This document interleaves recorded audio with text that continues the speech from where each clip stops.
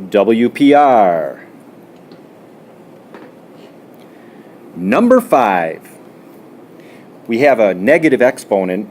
When we have a negative exponent, we can make that exponent positive by taking the term that's raised to the negative exponent and moving it from its current location to another location. If it's in the numerator, it goes to the denominator. If it's in the denominator, it goes to the numerator. This 9x squared y to the 6 is in a numerator. There is no denominator so far. So what I'm going to go ahead and do is I'm going to write my fraction bar down here, and this 9x squared y to the 6th is going to go in the denominator. That creates a positive exponent. We can't have nothing left on top. Technically, there's a 1 there. Next, to simplify this even further, we can change this exponent of 1/2 to a square root symbol. That is what an exponent of 1/2 means. And lastly, I can take the square root of 9 and x squared and y to the 6th. And so if we're looking to see what choice this matches, this would match choice 1. Here you see the graph of one cycle of the tangent x function from negative pi over 2 to pi over 2. Why is it that one cycle travels from negative pi over 2 to pi over 2 and there are asymptotes at those values? It all boils down to the definition of tangent. Tangent is defined as the sine of x divided by the cosine of x. And we know that fractions are undefined when the denominators are equal to 0, cosines equal to 0 at pi over 2, which is 90 degrees, and negative pi over 2, which is negative 90 degrees. That's why we have those asymptotes there. Now, the distance from the beginning of the cycle to the end is 90 plus another 90, which is 180 degrees. So if I'm at 90 and I travel another 180, that would be 270 degrees. There would be another asymptote at 270. So the answer to this question, tangent x, is undefined when x equals 90 and 270 degrees, which is choice 4.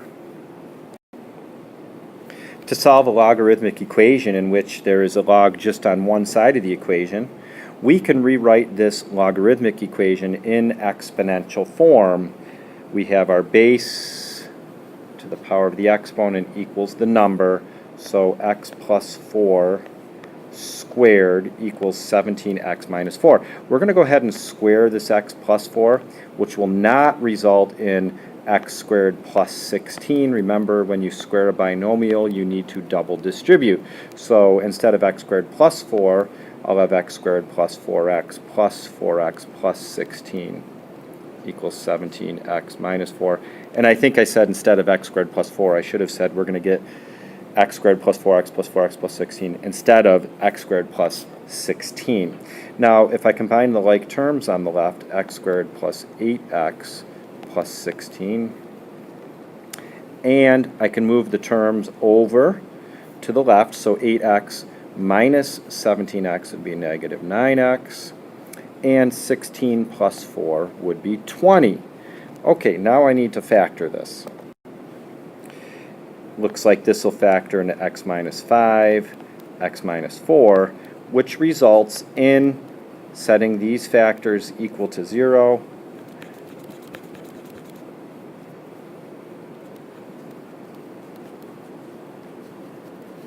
x equals 5 and 4. Now I need to check these values. Let me go ahead and check the 5. This would become log base 9 of, well, 17 times 5 is 85 minus 4 would be 81. So I have log base 9 of 81 equals 2. If I rewrite this in exponential form, that would be 9 squared is 81, which is absolutely true. So it appears that 5 is an answer. Let me check 4. I'd have log base 8 of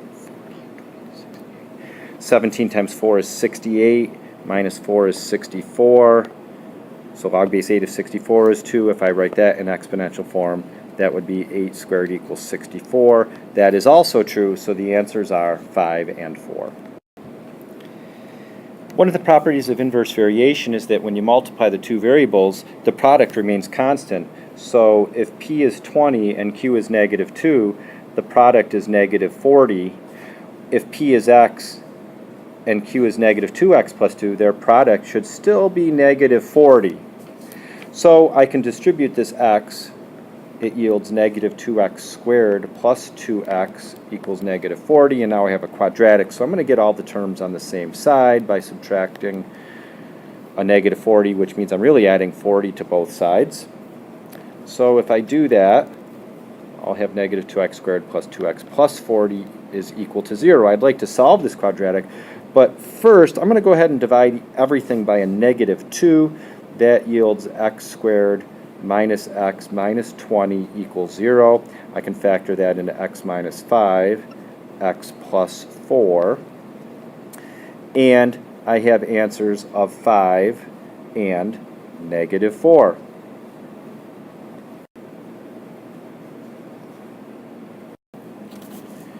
When solving a quadratic equation, if in the directions it says answer in simplest radical form, that means we're going to need the quadratic formula. So we need to identify the values of a, b, c, and b squared minus 4ac.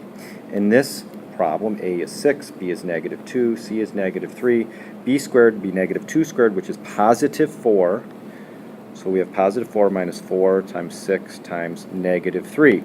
So I have a 4. Now here I have a negative times a positive times a negative. Well, a negative times a negative is a positive. And now I ignore the signs and I simply multiply 4 by 6 by 3. 4 times 6 is 24, times 3 is 72.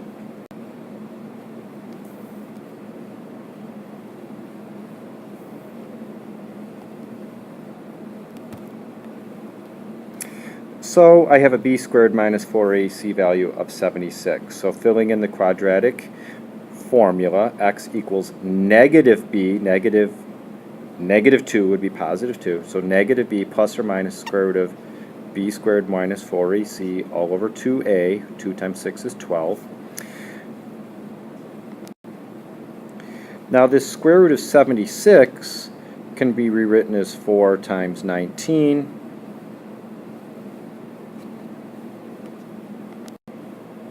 And I can take the 4 out as a 2.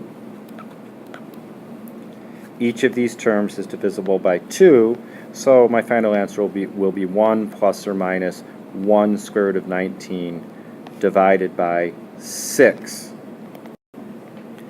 To determine the sum and product of the roots, we must first write the quadratic in standard form. The formula for the sum of the roots is negative b over a, and the formula for the product of the roots is c over a.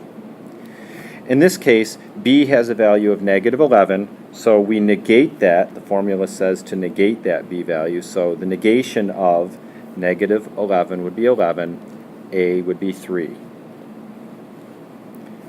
So the sum is 11 thirds. This means that if we were to actually find the roots or the answers or the solutions to this quadratic and add them together, we would get 11 thirds. This is not saying that one of the answers is 11 thirds. The sum of the roots is 11 thirds.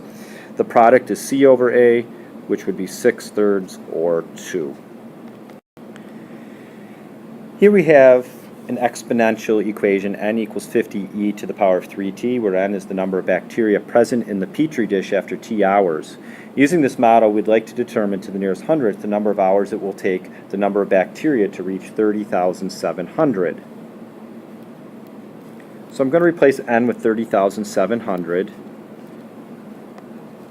And I'm going to go ahead and divide each side by 50 so that I can get this e by itself. So I have 614 equals e to the 3t. I'd like to get this 3t out of that exponent spot. What we learned in class the other day is we can take the natural log of each side. And so I'm left with 3t equals the natural log of 614. I will now divide both sides by 3. So that means t is the natural log of 614 divided by 3. I could leave it this way, but the question says to round it to the nearest hundredth. Typing this into my calculator and rounding it to the nearest hundredth The answer is time equals 2.14. Remember, the time is measured in hours. This answer should be somewhat alarming to you. There were 50 bacteria, and after 2.14 hours, there were 30,700. Bacteria grow quickly.